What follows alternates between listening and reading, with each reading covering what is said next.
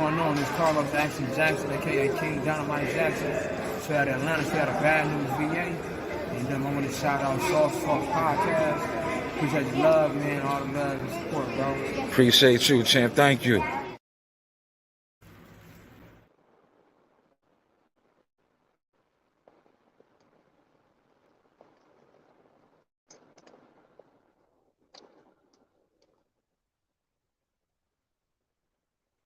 Yes, y'all got, you know the vibes.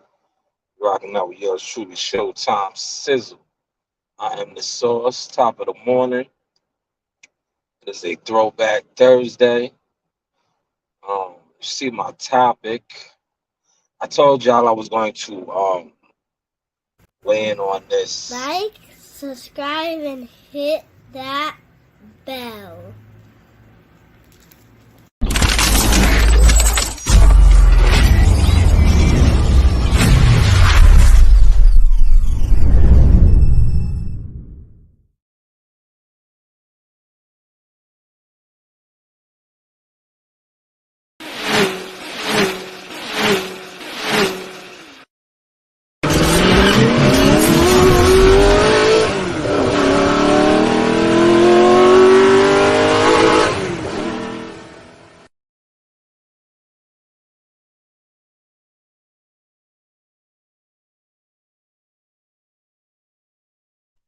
Yes, top of the morning, man. Once again, this is the Source, Shaw News, Source Talk. I told y'all I was going to drop the heat on this, man, as far as the impact of YTC and uh, the impact that it has on the game as far as with boxers and the overall scheme of promoting and pushing the sport forward, right? I'm going to use a couple of different fighters, right, to basically this morning is I'm gonna present my thesis, right?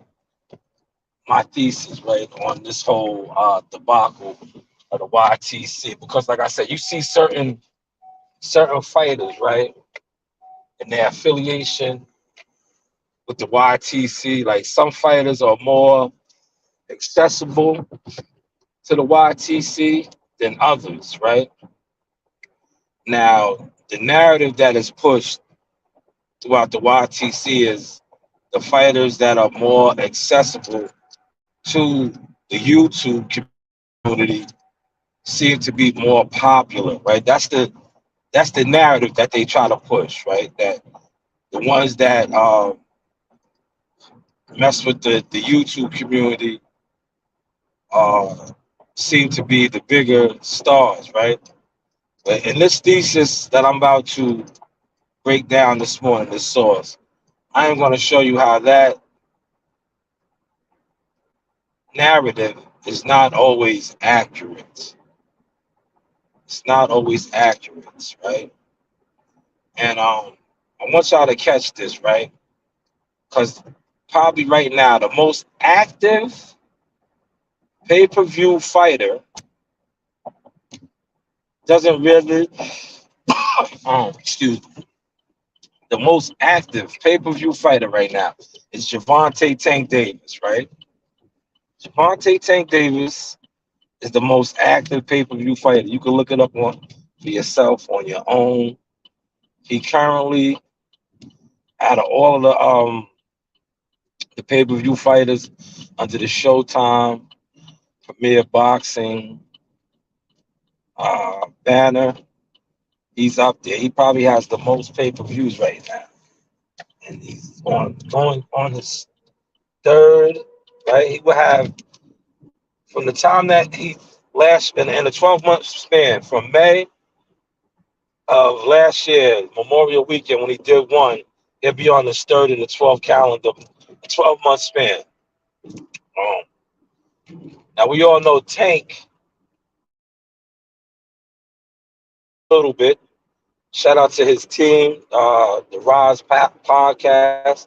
That's like in-house, right? But as far as like the YTC, He might mess with like Ellie Setback, Fight Hype, like the what I like to call the commercial platform. You know what I'm saying?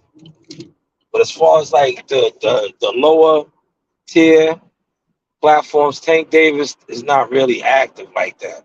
I'm going to get to some fighters that are active and show the impact, right? But here it is, like I just said, Tank Davis is really not a big fixture with the YTC and like the smaller platform. Has it helped or hurt his brand? It has not hurt it. Like I just said, he's the most active pay-per-view fighter. Now let's look at fighters that are somewhat active on the YTC. You have Devin Haney. Bill Haney is, they're partners. Bill's on record to saying that. Bill Haney is probably one of the most active guys on the YTC, right? Devin is the undisputed champion, right? All the belts at 135. But yet, his brand, his notoriety doesn't even come close to Tank Davis. Are y'all catching this this morning? I got two people in here. I should have two likes. Smash the like button. We are weighing in. This is the Source Thesis this morning on the impact of YTC on boxing, on boxers' brands. So now, back to, like I said, Devin Haney. His father, very active on the YTC. A lot of YTC access, a lot of channels constantly have him on. Has this helped or diminished his brand?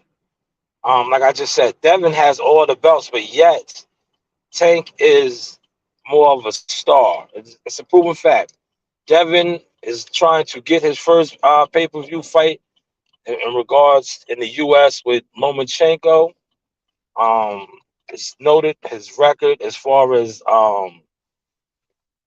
his gait doesn't match up to Tank Davis. Like I said, Tank is the most active pay-per-view fighter. No real big presence on the YTC other than like the majors, the Ellie Setbacks, the Fight Hypes, Fight Hubs, maybe the Boxing Voice, people like that, right? He still has the star power, right? Impact of the YTC. Let's go to Wilder now. Wilder's another big fixture. Shows a lot of love to YTC in different channels, right? Has that helped or diminished his brand? The YTC will tell you it has helped it, right? That's because that's the narrative they like to push. But let's weigh in on that. His last pay-per-view against Robert Helenius, the numbers was under 100K. I'm not going to speculate, but I know it was under 100K, right? The gate at the Barclays Center, a lot of comp tickets was handed out. Now, I'm not saying that this is because of his affiliation with the YTC. What I'm nearly stating is the impact. If the YTC and his,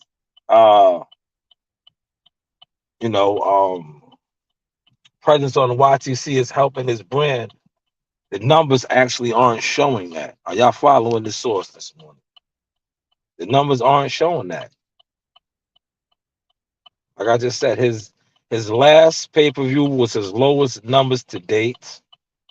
His live gate at the Barclays Center, I don't even think he sold it out in October.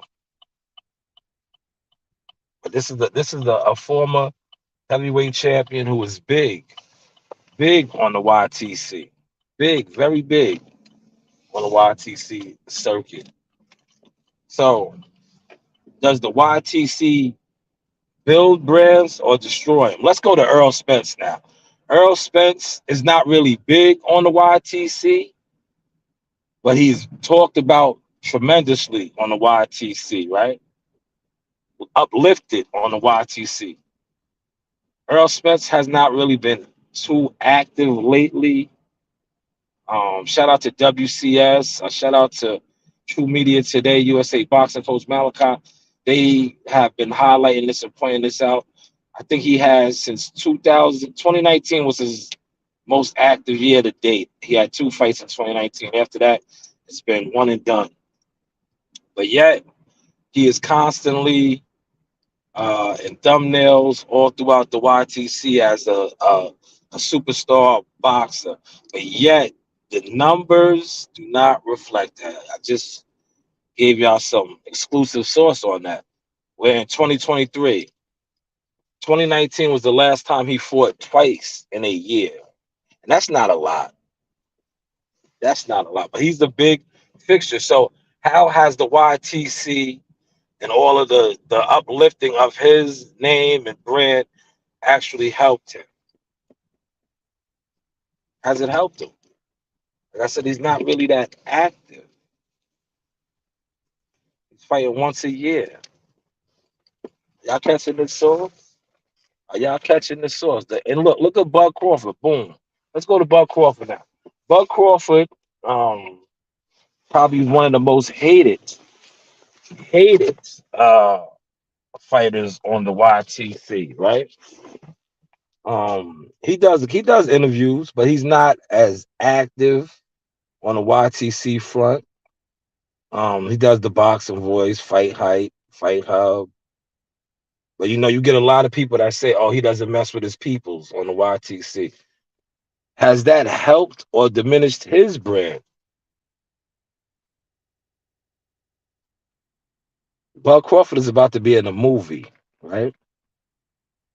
He was just on the Hollywood red carpet. His brand is moving in the opposite direction of Earl Spencer's brand. This is the fact, man. I know you guys don't want to hear this. I know it's gonna upset some of y'all, but it's the truth. Like video games, movies. Um, he broke the bank with BOK Prime. He's probably gonna have another big payday with the mandatory fight that's going to happen. And this is the fighter who, when it comes to the YTC, is not really embraced like that. This is the truth.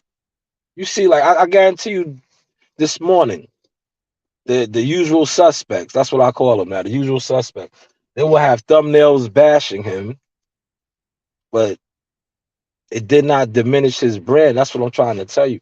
The impact of the YTC when it comes to certain fighters is a curse, and the other fighters it's a gift. Because through my research, right, what I've been tapping into, some of the most embraced fighters on the YTC that get the narratives pushed for them, it diminishes their brand. Do your own research. Do your own research on that, and look at numbers, crunch numbers. Just do it for yourself. Do it for yourself. Like Devin Haney is the one of the poster childs for it. Devin Haney has all the belts. Devin Haney has a lot of channel. His father, but that's Team Haney. His father is heavy in the YTC circuit, but yet, as far as crossover star power, it has not translated. It hasn't. I know you're gonna get people on here that want to debunk that. You can't debunk it, man. He's the undisputed champion, but yet Tank Davis is the pay-per-view drawing in the larger gates, getting pay-per-view fights with no belts. Tank doesn't have no major belt. Devin has all the hardware. But yet, a Tank Davis, Ryan Garcia fight is one of the most talked about things in boxing to date right now. To date right now. Now, Devin Haney and Lomachenko is supposed to lock in May sometime. That's a big fight, but more focus is on a fight with nothing on the line. Because what is actually on the line when Ryan and Tank Davis fight? popularity, no belts. But now when Lomachenko and Devin Haney lock in, when they lock in, if they lock in, that is for undisputed. That is for undisputed. But yet, the guy who is not really big on YouTube as far as in the community with the channels is the biggest star attraction. So are y'all catching my thesis this morning? See, YouTube, contrary to what a lot of channels love to push and tell you, really doesn't move the needle. It doesn't. It does the latter. It kind of pushes the needle in the opposite direction. It diminishes the quality. It diminishes fighters' brands. Just do your own research on that, man. You know, this is the Zaga God, the source. I told you I was going to talk about this yesterday, man. I told you I was going to talk about this. I told you. I was just waiting. This piece right here that I'm putting out right now has been researched. I sat back and I watched. I paid attention, and that's what it is, man. It is what it is. YTC, you know, affiliations with certain fighters, it diminishes their brand, man. It's just a proven fact, man. Like fighters that really don't rock with YTC like that, and I know they love to try to put pressure on fighters saying, yo, if you don't mess with your peoples, if you're not messing with YouTube doesn't really move the needle, man. Because the YouTube community is so, like, when it comes to boxing, right? You're not seeing fighters get endorsement deals from YouTube channels. You're not seeing fighters getting sponsorships from YouTube channels. Most YouTube channels are Bernie Madoff type ish. They're trying to generate views and um get super chats and donations. In all actuality, that's not helping the fighter. The fighters going to YouTube channels is helping the YouTube content creators. I know it's a two-way street, but if you're not a big time channel, when I mean big time, I'm talking about like the boxing voices where you're doing your thing. Like you have a production team. Um, you have people that have roles in your show or your format that you're putting out. If you're not doing it like that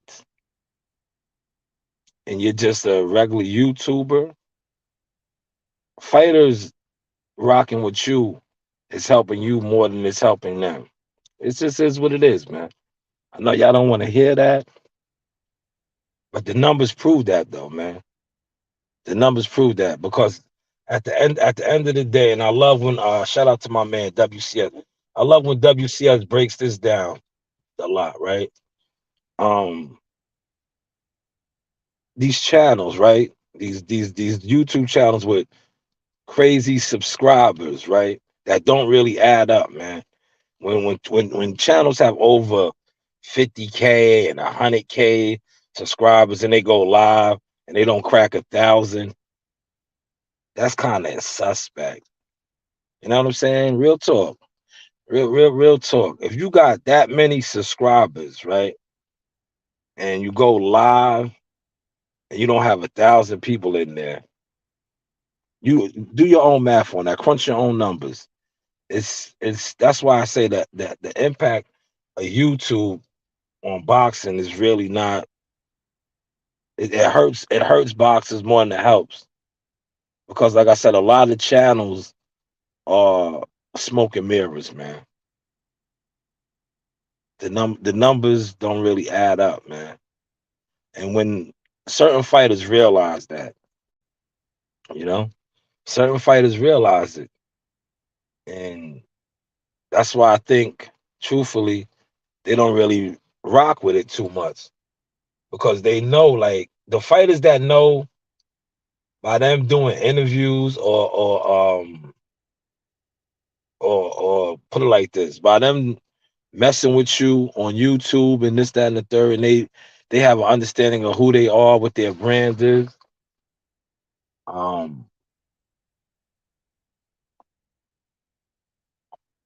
They know how to move, man. The fighters that don't really understand that, it's easy for con artists, because this when it comes to YouTube, there's a lot of con artists out here, man. It is what it is, man. I'm gonna put it out there and give y'all the source on that. It is. You have a lot of con artists, right? 'Cause like I said, most YouTubers, they run that game on you as far as like they're helping you to grow as a boxer or fighter, but in all reality, they're helping themselves. Hopefully y'all catching this sauce, man. This morning. This was my thesis on that, man. Just look at the names that I ran off, man. Like Tank Davis, man, he's not like he messes with his in-house team with the Smoothie King and coach and all them. But as far as like pulling up and popping out to different YouTube channels, he's not with that. And it has not affected his career at all. At all. At all. You feel me? Hopefully I was digging the sauce, man. I'm definitely gonna come back on. I got a nice short video I'm gonna drop in a second, the Adrian Broner video in regards to a statement that Eddie Hearns made. I'm gonna do that video, put that out in a second. I'll probably have the link to that article in the description box. And then I'll probably follow up with the Tank Davis. I want to speak on that with the rematch clause and why Tank Davis, the rematch clause favors him. Pretty much he's the trump card, man. Even though he doesn't have no belts, he's the prize, bro, with no belts, man. That's boxing for you now. But yeah, that's all I really got for you on this. Feel free to like, share, subscribe, tell a friend to tell a friend. This is the Source Experience. I am the Source God, Sha News, Zaga, Yaga. You know the vibes. Ahala.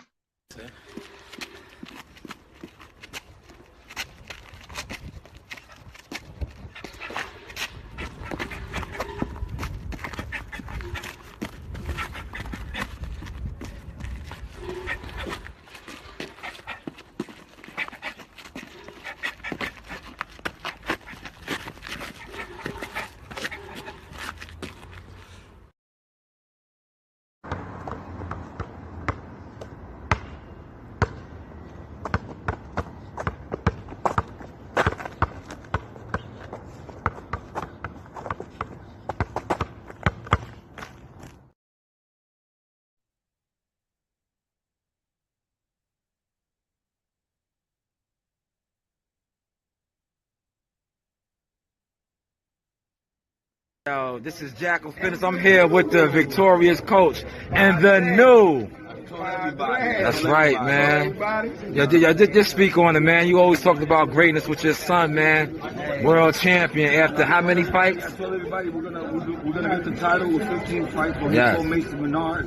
Yes. And then we're gonna get Monteco with 16 fights. Ooh. Yeah, he was in the building tonight, man. Yeah, we was in the stands, man. A lot of people said that after what they seen what he did to Comey, that Lomachenko might be a little nervous, man. What's your thoughts on that, man? I don't care, man. We're gonna catch him, you know. Yeah. We're gonna catch him. Talk on the pops. He's gonna get popped. He ain't gonna be able to freaking take that power. Yeah. It's too small, man. Yeah. And come April, I'm gonna say the same thing. Y'all just describe, man. You hear the noise in the back. Like, subscribe, and hit that bell.